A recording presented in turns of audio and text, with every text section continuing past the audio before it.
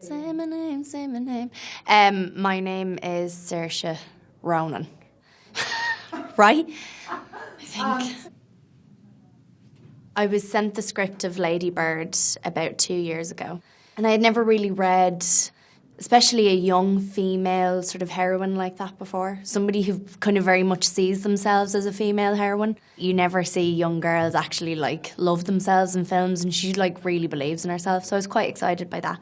I had technically gone to a Catholic primary school and very briefly went to a Catholic high school in Ireland. I homeschooled a bit, and you know, it was more of an unusual education for me, a bit more unorthodox. Even if I had been in a high school in Ireland, the American high school culture is different. So I think that whole idea of like getting in with the popular kids and all that sort of stuff, it's more in the psyche over here. The only time I had seen stuff like that was like in Saved by the Bell and stuff. So it was kind of a dream for me to get to like actually live that out. Yes, I did have a locker. I had a locker and we went to prom. Oh my God, like we would cry at the dance parties. We'd have dance parties when we rehearsed, like Lucas and I can't even remember what we played, but we just danced for so long that like we got really emotional.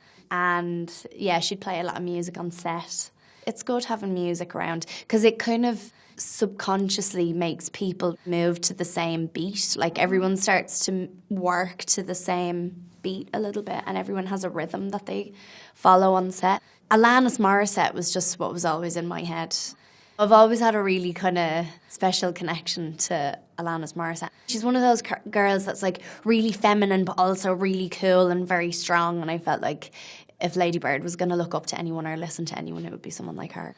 I'm not a big fan of Halloween, sue me, but I every year would dress up as a witch because I couldn't be arsed dressing up as anything else.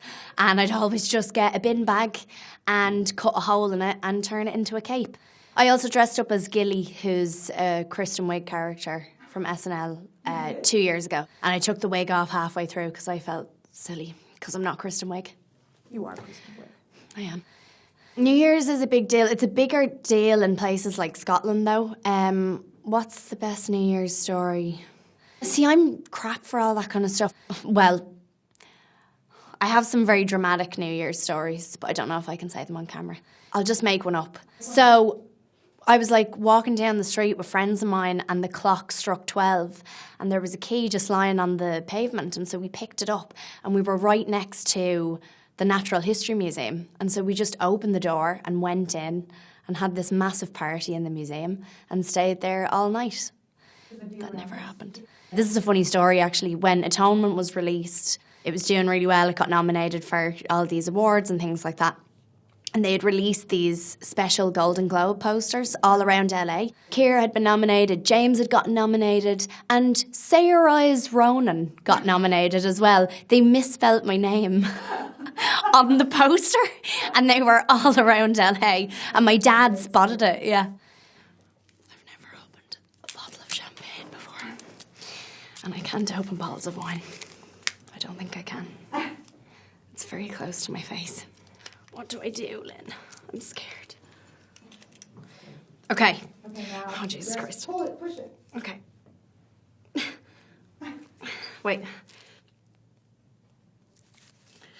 Okay. Ah! I was so great. Tastes good. That's really great.